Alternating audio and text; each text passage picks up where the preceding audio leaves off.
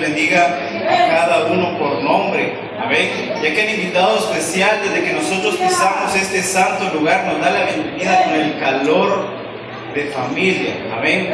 Con el calor de un estrechón de manos, con el calor de un abrazo. Como cuando usted llega a la casa de su familiar y lo están esperando, así nos espera Dios en este lugar para poder glorificar y santificar su santo y poderoso nombre. Dice amén. Aleluya. Santo es el Señor, mis hermanos.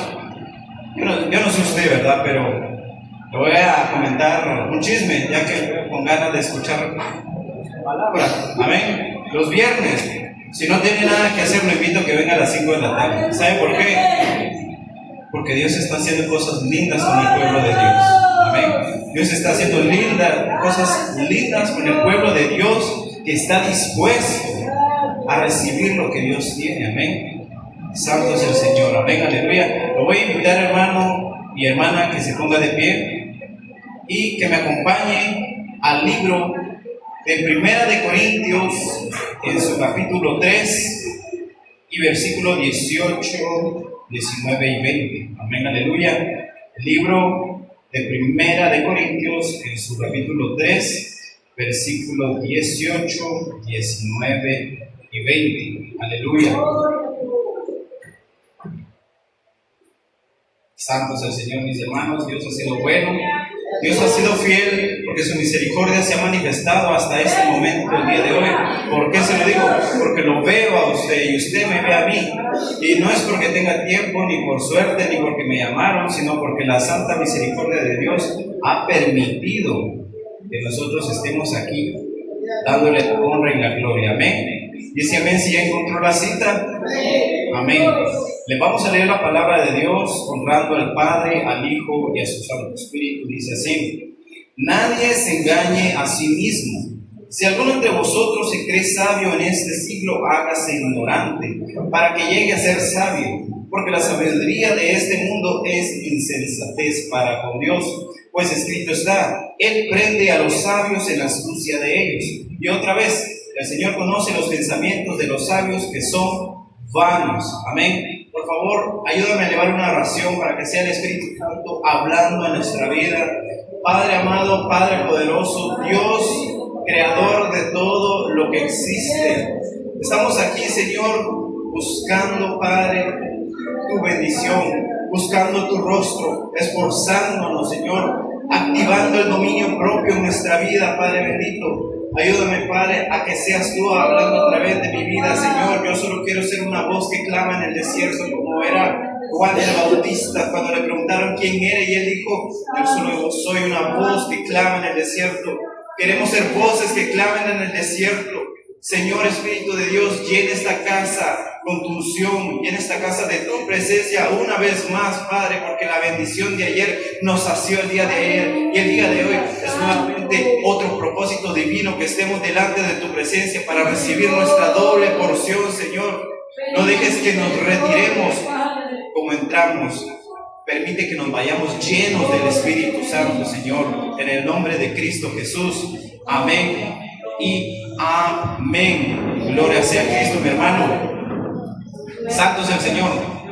¿Sabe de qué vamos a hablar el día de hoy, hermano? Y con esto no quiero verlo aburrido. Si tiene sueño, le voy a dar un consejo que a mí me está sirviendo. Cuando uno tiene sueño es porque tiene calor o porque está cansado. Si uno tiene sueño, uno no se va donde hay más calor, uno se va donde hay más, donde ventile más bien.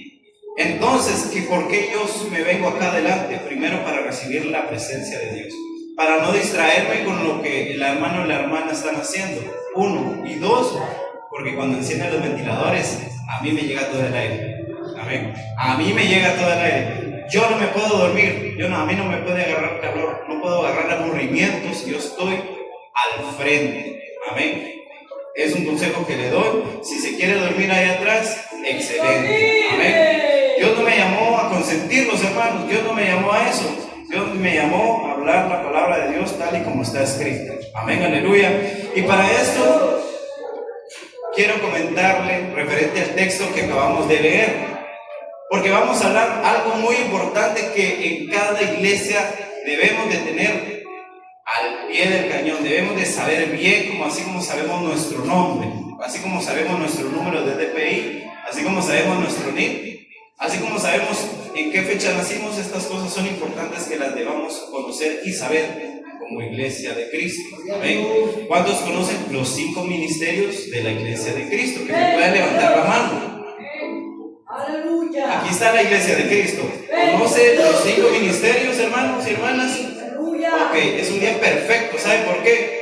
Como no lo conoce, hoy lo va a conocer. ¿Amén? Por lo tanto, los 5 ministerios que deben manifestarse en la iglesia de Cristo son el de los apóstoles, el de los profetas, el de los maestros, evangelistas y pastores. Son 5 ministerios que se deben de manifestar en la casa del Señor.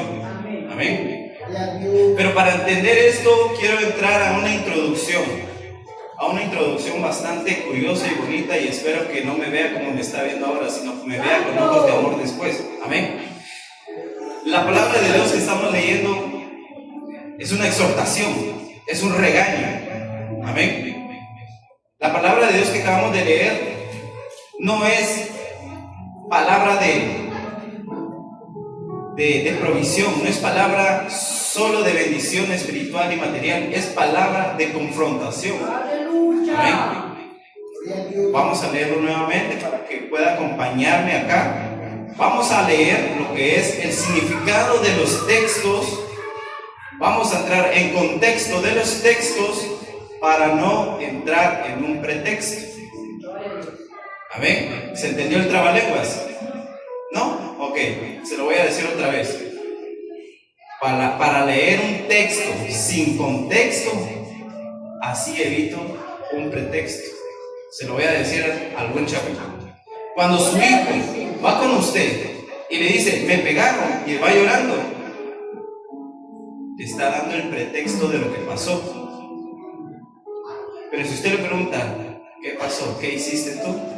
Ya le da el contexto de lo que pasó. ¿Ahora sí entendimos? Ok. Para no hablar palabra de hombre, vamos a entrar en contexto de lo por qué el apóstol Pablo está regañando ¿a quién? A la iglesia. Aquí el apóstol Pablo está regañando a la iglesia, pero no a la de Manantial de Vida. Está regañando a la iglesia de Corinto. Amén.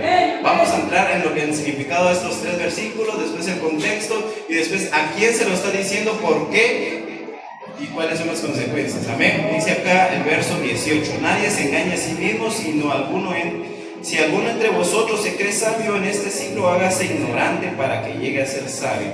Amén. Muchas veces en este pasaje específicamente habla sobre la imprudencia de los que aparentemente se creen sabios. Se creen sabios en su propia opinión, porque delante de Dios el único sabio es el único que se humilla delante de Él, que reconoce el temor de Dios. A ese Dios le llama sabio, lo eleva más que todo, así como elevó a Pedro cuando le dijo, ya no eres Simón, ahora eres Pedro. Yo me imagino que Pedro dijo, se sintió más potente. Amén. Como cuando Dios le dice a usted algo de bendición, usted hasta se para más recto, me imagino yo. Pero cuando Dios lo regaña a usted, yo me imagino que más se foró. No lo sé. Amén. Acá el significado de esta palabra es de que el apóstol Pablo está regañando a la iglesia de Corinto. Y vamos a saber por qué. Amén. Verso 19. Porque la sabiduría de este mundo es insensatez. Amén. Es insensatez para con Dios, pues está escrito, Él prende a los sabios en la astucia de ellos. Vamos a explicar esto. Él prende a los sabios en la astucia de ellos. La primera vez que lo leí, me quedé igual que usted, así como me está viendo. Así como me está viendo, me quedé. Pero entonces, el chiste de leer la palabra de Dios es entenderla, leerla varias veces y si no encontrar el contexto de a quién está hablando. Aquí la palabra de Dios, según el apóstol Pablo, está regañando a la iglesia de Corinto porque ellos están empezando a adular a las personas que les hablaban. Por lo tanto, un sabio para poner de ejemplo qué significa. Él prende a los sabios en la astucia de ellos. No me va a dejar mentir, y si miento, por favor, me corrijo. ¿No encontró usted en la vida alguna persona que sabe muchas cosas? Pero resulta que como sabe tantas cosas, es difícil contradecirle. No porque se enoja, sino porque de veras tiene razón en algunas cosas. Pero no significa que tenga todas las respuestas. Amén.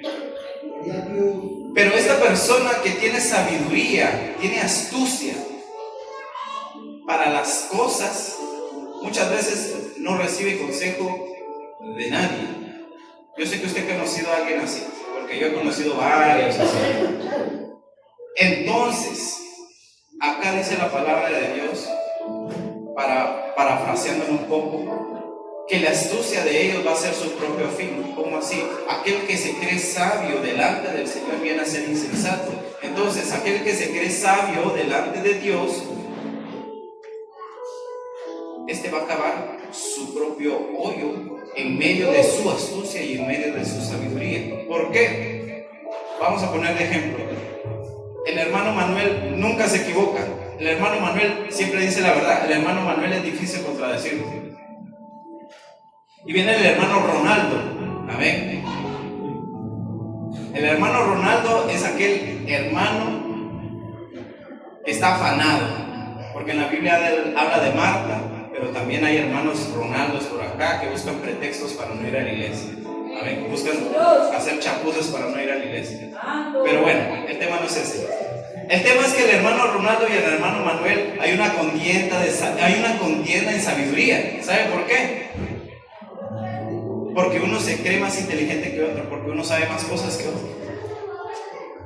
Pero resulta que como yo soy prisionero de mi propia sabiduría, difícilmente le voy a recibir una palabra al hermano Ronaldo. ¿Amén? ¿Qué va a saber el hermano Ronaldo? Si yo desarmo y armo un carro a la perfección, ¿qué me va a venir a enseñar este hermano a mí? Yo no sé si usted conoce gente así, pero yo conozco varias y no es por usted, es allá afuera. Amén. Por lo tanto, cuando no recibe, este hermano Ronaldo le da consejos al hermano Manuel, que cree que sabe armar y desarmar todo, y resulta que no lo sabe todo porque hay nuevos modelos. Hay cosas nuevas que aprender siempre. Amén. Resulta que en su incompetencia de ser sabio, cayó en un hoyo de sabiduría, de que cuando arma ese carro, ¿ahora qué pasó? ¿Por qué no enciende? ¿Por qué no camina? Me falta una llanta. Amén. Yo creo que me está entendiendo el ejemplo. Y encima de que cava en su propio hoyo, este sabio insensato, aparte dice en el significado de este versículo, él prende a los sabios en la astucia de ellos. No solo que es sabio e insensato, es orgulloso, es inútil, es vacío, no tiene nada en la cabeza. Se lo digo tal y como yo lo encontré. No se lo estoy diciendo a usted, no piense mal. Se lo estoy dando tal y como yo lo encontré. Dios es un Dios celoso, es fuerte, es valiente. Y si nosotros no reconocemos su soberanía, nuestra sabiduría terrenal viene siendo migajas de lo que Dios nos puede dar si nosotros nos rendimos a Él. Amén. Habiendo explicado esto, el verso 20, y otra vez dice: el Señor conoce los pensamientos de los sabios. Amén. De los que se creen sabios, que son vanos. Alguien que le guste la literatura de las palabras, que tenga amor a las palabras y me pueda compartir qué significa la palabra vanos. Amén. Alguien que le guste las palabras y diga: yo sé qué significa. ¿Nadie? ¿Ninguno? Yo no es lotería, hermanos, no sé montones. La palabra vanos quiere decir, vano es alguien sin valor. Sí. Vano es algo vacío, algo sin valor, algo sin, o algo que alguien que hace algo sin sentido. Sin sentido. Amén. Dios conoce el pensamiento de los sabios, que son vacíos, sin valor. Pensamiento de los sabios, que se creen sabios. Dios dice que son personas que no tienen nada en la cabeza, están huecos de la cabeza. Amén. Yo conozco castellano y sé que ustedes también, por eso no se ofenden. Amén. Por lo tanto, ya entendimos el significado de los textos, que es un regaño del apóstol Pablo a la iglesia de Corinto. Ahora vamos a saber por qué se lo estaba diciendo. ¿Por qué estaba regañando el apóstol Pablo? Resulta que el apóstol Pablo estaba regañando a la iglesia de Corinto porque los creyentes de la iglesia de Corinto estaban diciendo algunos: yo soy de Pablo, yo soy de Apolos. Los miembros de la iglesia de Corinto, repito, de la iglesia de Corinto, no de Manantial, alababan más la sabiduría humana y la elocuencia que tenían Pablo y Apolos, más que la obra de Dios. ¿A qué vamos con esto? ¿Usted alguna vez ha escuchado a una persona que habla tan bonito, y dice: wow, es que, hermano, ya dicen, es mi amigo? Él no me conoce a mí, pero yo sí, él es mi amigo. Para sentirme importante, porque yo lo escucho y digo: wow. Amén. La iglesia de Corinto estaba pecando de soberbia, pensando que la sabiduría humana reemplazaba la sabiduría divina, porque ellos reemplazaban la sabiduría y la obra de Dios poniéndole encima la sabiduría humana. Amén. Hay personas que estudian en la vida y estudian toda la vida, se llenan de conocimiento y es algo enriquecedor y es muy alegre saber que hay personas que se dedican a estudiar, pero cuando no le dan el lugar a Cristo, que es la espiritualidad, que es el evangelio, que es Cristo resucitado, esas letras vienen a aparecer, como dice acá, personas que se creen sabias pero están vacías. Amén. Entonces, le voy a poner otro ejemplo para que se le hermosee el rostro. Amén, porque lo veo muy serio. Yo sé que no son de aquí el ejemplo que voy a dar, por eso necesito que me ponga atención. Este mismo ejemplo que le acabo de dar va a representación a los hermanitos de allá afuera, de otras iglesias, y dicen: hermano Manuel, ¿usted de qué iglesia es? ¿A qué iglesia va? Entonces, los hermanos que no han madurado espiritualmente dicen: yo voy con la hermana Zenaida. Sí lo dicen, no reconocen. Pero cuando van a ustedes a un doctor, ¿cómo le dicen? Doctor. Cuando conocen a un licenciado, ¿cómo le dicen? Licenciado. ¿Amén? Lo último que se saben del licenciado o del título que se les da es el nombre. Lo último.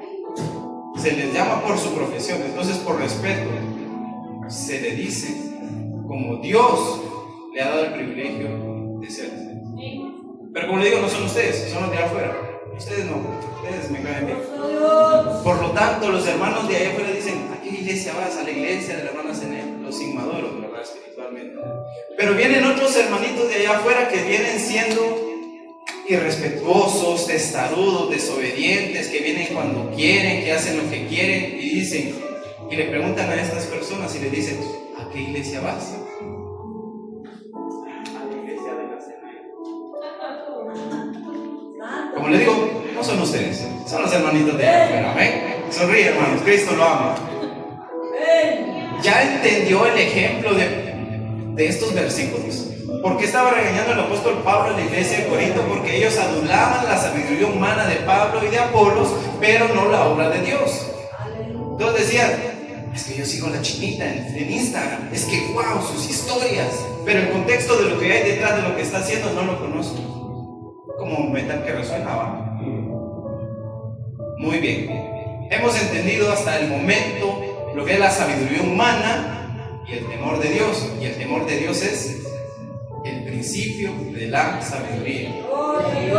Amén. Hasta ahí vamos bien. ¿Ven? No quiero que se me pierda, hermano. No estoy filosofando, no le estoy dando terapia, estoy hablando lo que dice la palabra de Dios. Y se lo digo así, ¿sabe por qué? Porque nuestra hermana pastora es muy pasiva con nosotros. Yo miraba prédicas de hermanos de hace 20, 30, 40 años y ¿saben cómo decían los hermanos de hace 40 años? Ellos no se mordían la lengua para decir la verdad que decía en la Biblia. Y hoy en día nos ofendemos nosotros porque nos digan, es que no hace caso, y por eso lloramos. Pero antes sí decían la verdad, e incluso así aplaudían los hermanos en su tiempo. ¿Por qué ahora somos tan débiles? ¿Por qué? Ok, entendiendo esta sabiduría humana y el temor de Dios, ahora sí, ya terminamos la introducción, entramos a los 5 ministerios. Amén. Yo sé que algunos hermanos dirán, ¿por qué aquí no hay apóstoles? Si es una iglesia constituida por Cristo y para Cristo. Amén. Y hay muchos hermanos y ovejas que se saltan el corral y dicen, yo tengo un llamado. Últimamente en este año he escuchado yo que hay hermanitos que bajo la voluntad del Señor son usados, pero carecen de sabiduría espiritual, de discernimiento espiritual. Entonces cuando reciben un llamado, porque el diablo puede imitar los talentos, ya lo sabemos, no es necesario explicarlo otra vez, ya lo sabemos. El diablo conoce nuestra debilidad y conoce el ego que manejamos. Entonces los apóstoles, mis hermanos, hay algunos hermanos que dicen, eres apóstol, eres apóstol, eres apóstol, pero hay requisitos para ser pastor, apóstol, diácono, siervo de Dios. Hay requisitos y lo dice la Biblia. Amén. No cualquier llamado es un llamado genuino, porque el que da la palabra debe conocer la palabra. Gloria a Dios, amén. Imagínense que yo le doy una palabra al hermano Yadison y le digo, hermano Yadison, dice el Señor que se lustre los zapatos. Palabra de hombre. Porque yo estoy viendo sus errores, estoy viendo sus debilidades. Que no es cierto, no es cierto. Amén. Ahora bien, un llamado genuino de parte de Dios viene por parte de los profetas, de parte de Dios que conocen la palabra de Dios. Porque un profeta de Dios, ya me salté, pero voy a regresar. Un profeta de Dios debe de conocer y dar estos temas según la palabra. Un profeta de Dios debe consolar, edificar, exhortar y llamar al arrepentimiento. Lo dice la Biblia. Ya vamos a llegar allá. Pero mientras tanto, el tema de los apóstoles. Mis hermanos, la iglesia fue fundada bajo la edificación y el fundamento de los apóstoles. Le pregunto, pregunta seria, y por favor contésteme para que no se me duerma. ¿Hay apóstoles en el Antiguo Testamento? No hay respuesta mala. Yo lo que necesito es que se despierte. O hay en el Nuevo, o hay en los dos. ¿Hay apóstoles en el Antiguo Testamento?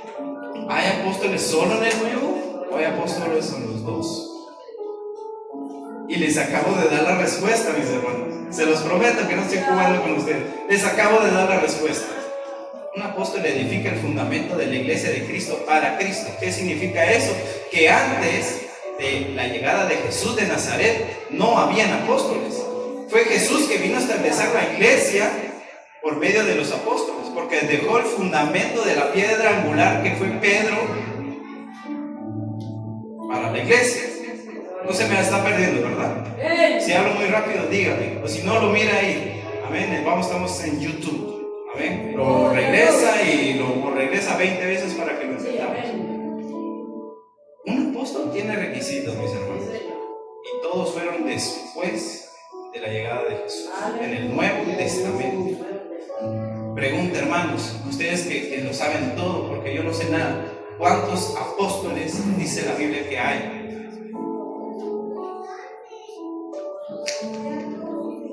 Créame que ya les di la respuesta también. Por lo menos les di uno, pues. Cerca. ¿Quién dijo? Amén. Okay, vamos a tomar esa respuesta.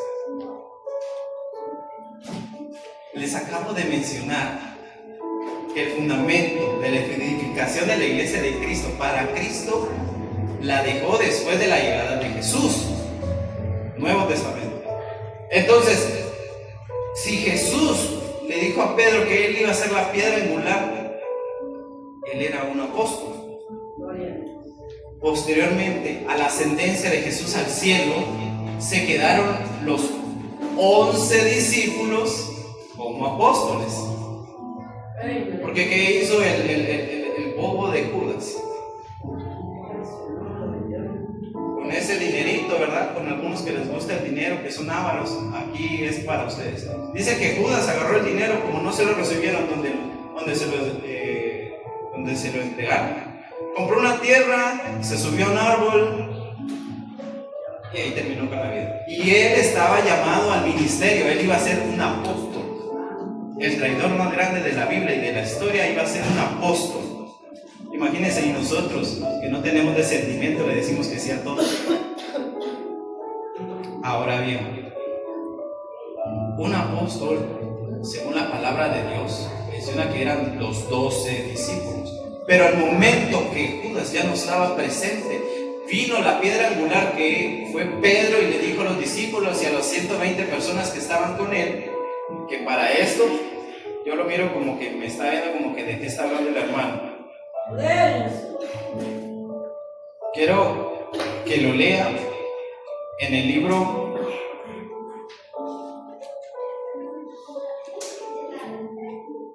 Gloria sea al Señor. Cristo vive.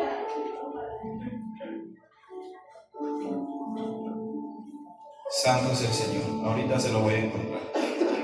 En el libro de amén, aleluya. Tal vez lo puede apuntar. En el libro de los Hechos, en su capítulo 1 y versículo 15 al 26. Ahí habla de que Pedro, estando los 11 discípulos y 120 personas con él, después de que Jesús ascendió al cielo, se preocuparon y dijeron, bueno, esto está escrito, había dicho el salmista David, lo había dicho él, pero nosotros no nos vamos a quedar como estamos, necesitamos a uno más. Entonces se voltearon a ver entre los que habían seguido a Jesús y dijeron, necesitamos a un apóstol más. ¿Y saben a quién llamaron? Para saber quiénes iban a ser. Llamaron a José y a Matías. No, hermano José Amarra, usted no.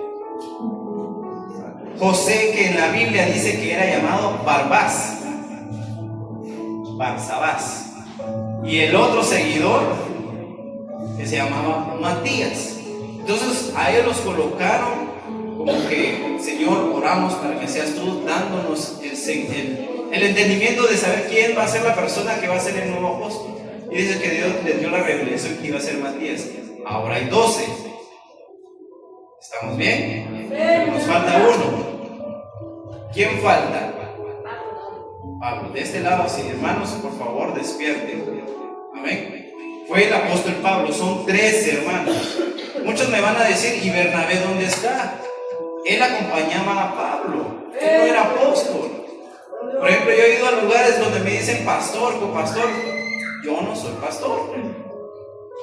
El que acompaña a la pastora no significa que yo sea el pastor o el copastor. Yo solo soy una voz que clama en el desierto.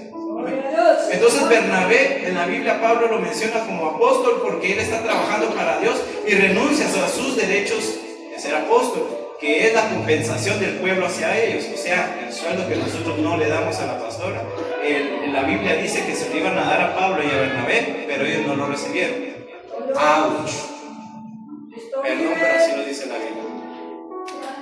Ellos renunciaron a esa compensación para agradar a Cristo, para que la gente no se equivocara en el ministerio. Por lo tanto, están los 12 discípulos y está el apóstol Pablo. Amén. Gloria sea al Señor. En el libro de Efesios, en su capítulo 2, versículo 20 al 21, habla sobre cómo la edificación sobre el fundamento de los apóstoles y profetas fue siendo la piedra del ángulo que fue Jesucristo. Yo lo miro que me está viendo como que no está entendiendo la aritmética y el álgebra. Vamos a tratar de explicar estos temas con frutas y colores, como cuando éramos niños. Amén. ¿Qué quiere decir esto? ¿Por qué hoy en día ya no hay apóstoles? Porque los apóstoles ya fundamentaron y edificaron la iglesia de Cristo cuando se fue Cristo y ascendió al cielo. Aleluya. Yo lo que quiero en esta noche es que usted vaya con un concepto, porque allá afuera le van a decir, dígame apóstol, porque así me dijeron una vez, guarda mi número, como ya conocía su nombre, no, pero guardame así, ¿cómo? Apóstol tal. Parece chiste, pero es anécdota, amén, parece chiste, pero es anécdota, para que no caigamos. Seguramente la persona que le dio ese llamado no sabía que en primera de Timoteo 3 dice que debe de regir un apóstol, y en Tito 1 también lo dice, porque Pablo, cuando les entregó las iglesias a Timoteo y a Tito, les dijo: miren muchachos, ustedes van a hacer esto, pero necesito que lo hagan bien, háganlo así y así. Amén. Solo existieron 13 apóstoles, y bajo esos apóstoles está fundamentada la iglesia de Cristo. Amén. Yo he escuchado mucho que hay apóstoles aquí, en San Pedro, en Las Villas, en Llanos y en un montón de lugares.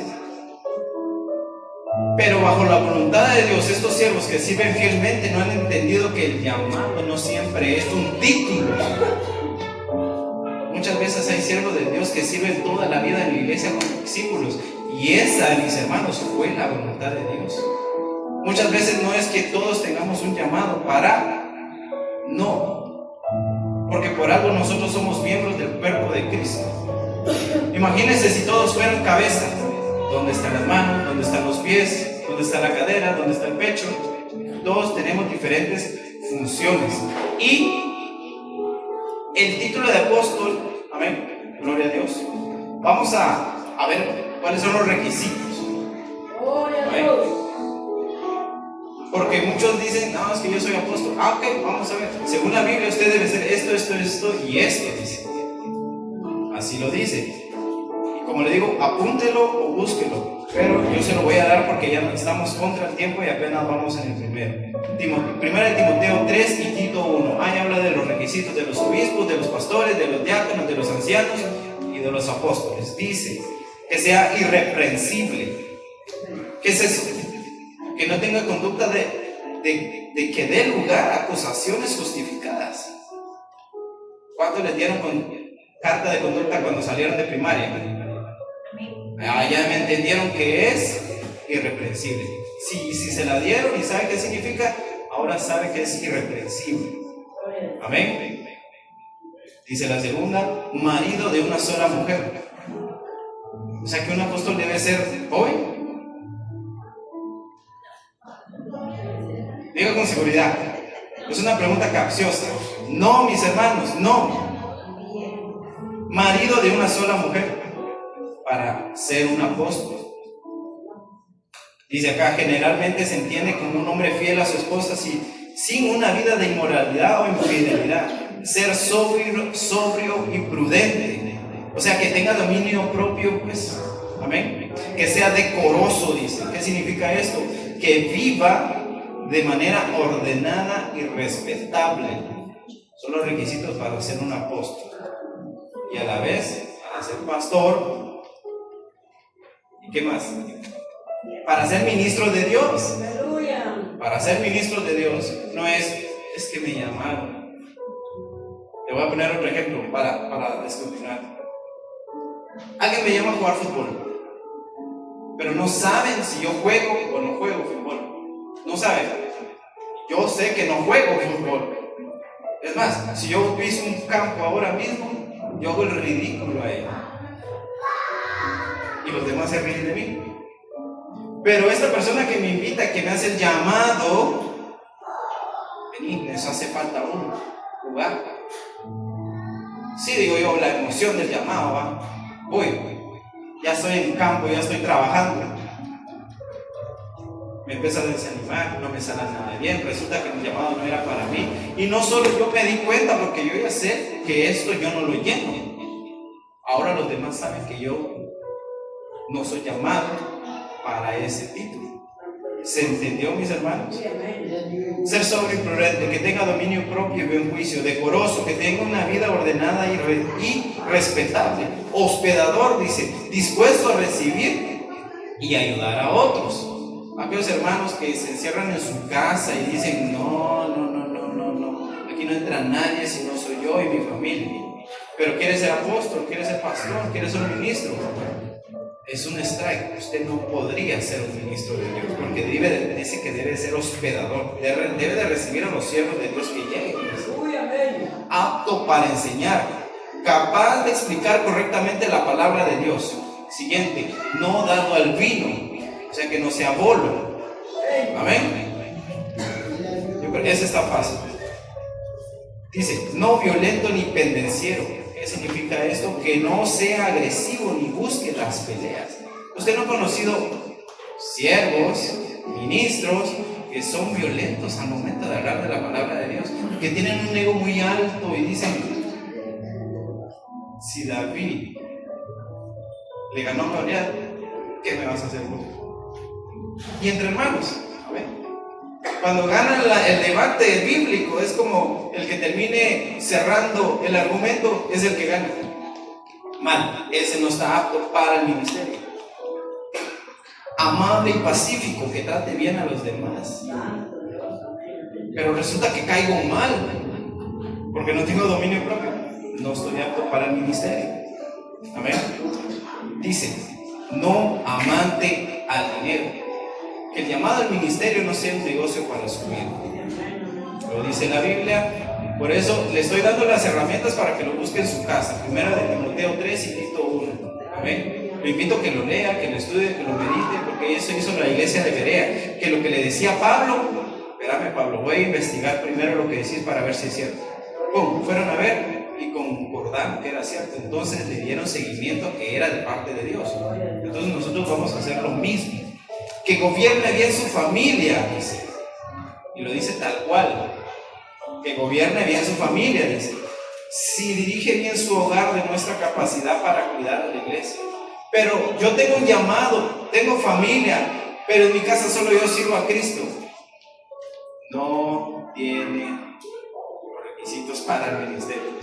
Perdón, pero lo dice la Biblia. Solo se lo estoy transmitiendo, no se lo estoy contando de mis palabras. Se lo estoy comentando según se lo dijo Pablo a Timoteo y a Tito cuando fundaron una iglesia en diferentes partes. Amén.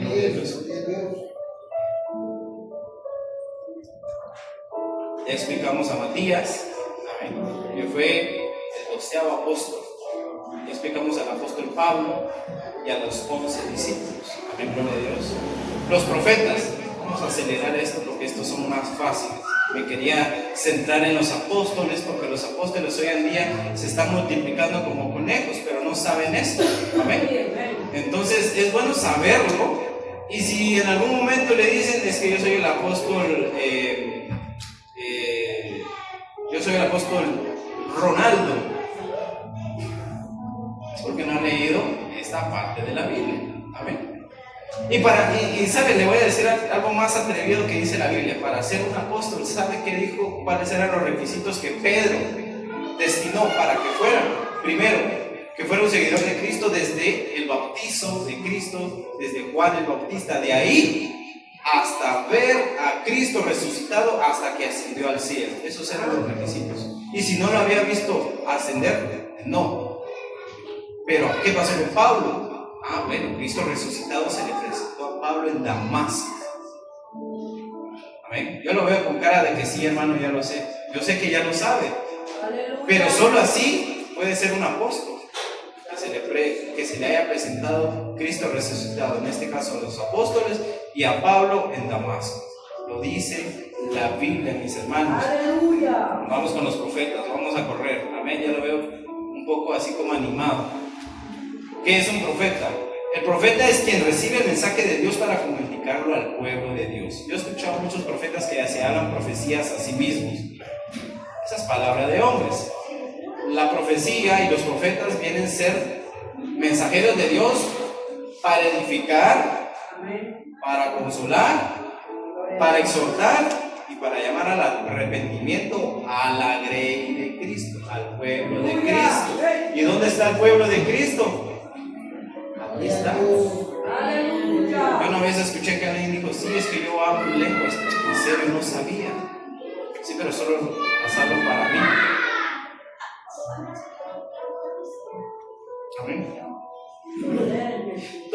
profecía debe estar de acuerdo con la Escritura y ser examinada por la iglesia. Porque una iglesia ignorante no es una iglesia sabia que recibe todo, como dice nuestra pastora. No le digamos que sí a todo. Amén. Como, bueno, para ser profetas, según el libro de 1 Corintios 14:3, que los profetas tienen ese propósito. Solo le estoy dando los títulos. Y bueno, en 1 de Tesalonicenses 5:20 al 21, que no menospreciemos a los profetas. Ojo ahí, es que yo no recibo esa palabra de parte de Dios. Ay, no, miren quién me lo está dando.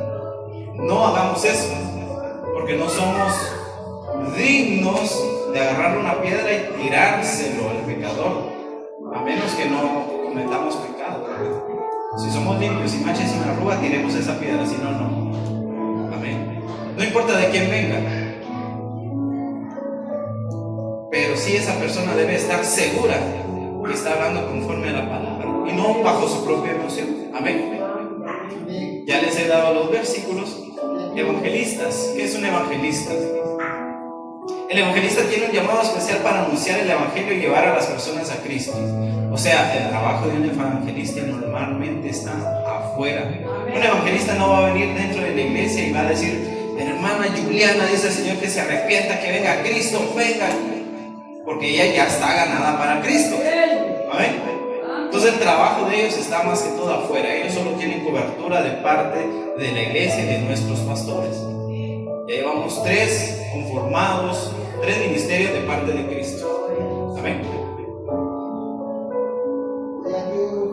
El evangelista tiene un llamado especial a anunciar el evangelio y llevar a las personas a Cristo. Consiste en predicar la salvación, alcanzar a los perdidos, dice. Pero en casa no van todos a la iglesia. Ahí puede empezar. Amén. No es necesario que se vaya al campo San Luis cuando está en la final, sabe que se llena. No es necesario que se vaya a ese momento. Si en casa no todos van a la iglesia y quiere hacer la voluntad de Cristo, puede empezar con su ministerio de evangelista en su casa.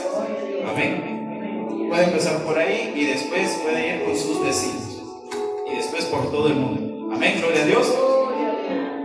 ¿Qué más dice acá el pastor? ¿Cuáles son los títulos y las obligaciones de un pastor dentro de la congregación? El pastor debe de cuidar, alimentar y guiar al rebaño de Cristo. ¿Tenemos algún ejemplo de un pastor en la Biblia que nosotros podamos imitar ese modelo? ¿O que nuestra pastora debe imitar ese modelo? Sí. Jesús. Jesús mismo es el modelo perfecto del pastor. Amén. Y bajo ese concepto debemos de imitar, bueno, los pastores, vayamos al pastor. Los pastores deben de imitarlo a él en todo.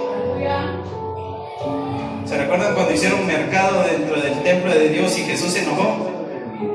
En todo. O sea que si se le exhorta, es porque nuestra pastora ya ayunó por usted, ya oró por usted y no cambia. Bueno, es momento de platicar, ¿no? Yo me imagino que nuestra pastora ayuna y ora antes de hablar con usted. Yo me imagino que usted, antes de recibir la reprensión, le pide perdón a Dios. Amén.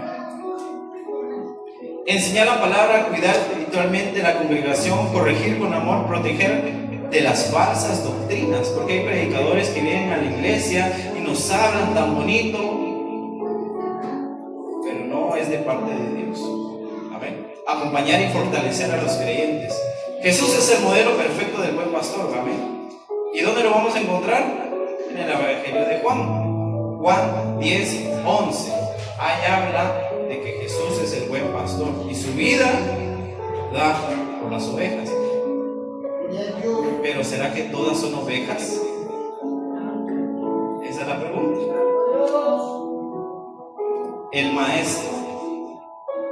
El maestro tiene el don de explicar y enseñar correctamente la palabra de Dios. Funciones: enseñar con fidelidad, ayudar a comprender la Biblia, fortalecer la doctrina, evitar que la iglesia sea engañada. Hermanos, yo no soy ningún maestro, yo no soy nadie. Yo estoy aquí de paso. A mí se me encomendó una misión. Y con mucho gusto y con mucha humildad y con mucho placer lo voy a hacer para Cristo. Amén.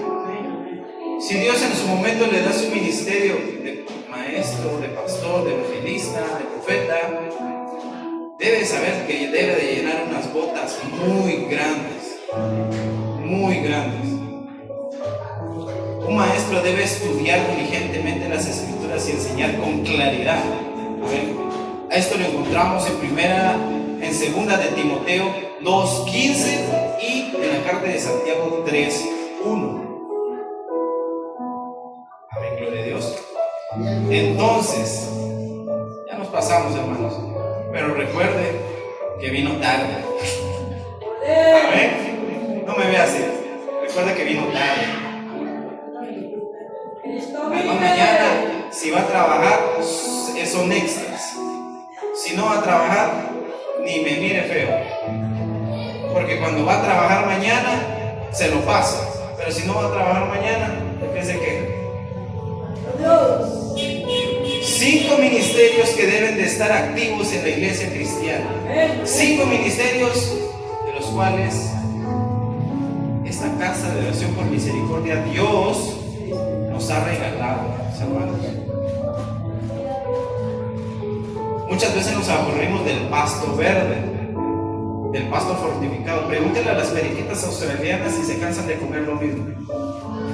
Pregúntenles, a ver qué le responden.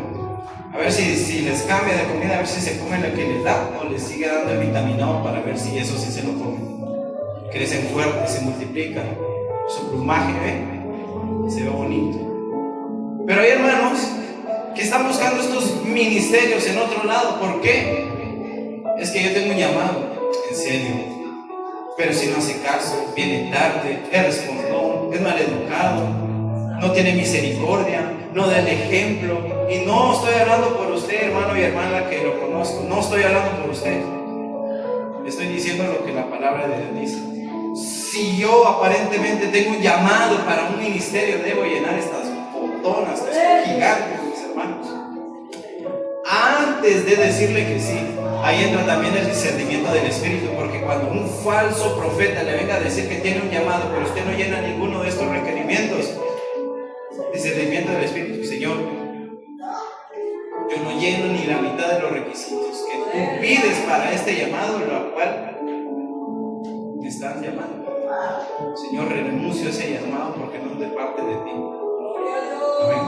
Pero qué lindo es cuando alguien recibe un llamado. Sí, Señor, gracias, porque yo de lo vil y menospreciado me sacaste, me levantaste del lodo cenagoso y me llevaste a tu luz admirable. Sí, Señor, porque yo recibo ese llamado siendo el peor de los peores. No, hermanos, perdonen, pero no es así. La Biblia especifica que los 5 ministerios deben de llenar ciertos requerimientos. Y los apóstoles, mis hermanos, los apóstoles hoy en día ya no caminan entre nosotros, pero nos hablan a través de la palabra de Dios. Dice amén. Entonces, cuando en algún momento, por ejemplo, yo escuchaba, ya terminamos la palabra, el apóstol Sergio Enríquez, por misericordia. ¿Cuál es la tarea de un apóstol? Fundar iglesias. Pero los apóstoles ya la fundaron. ¿Qué pasó ahí? Y me atrevo a confrontar estas ideas, ¿sabe por qué? Porque yo ya tengo seguridad en lo que he leído, en lo que he aprendido y en lo que el Espíritu Santo me ha encomendado.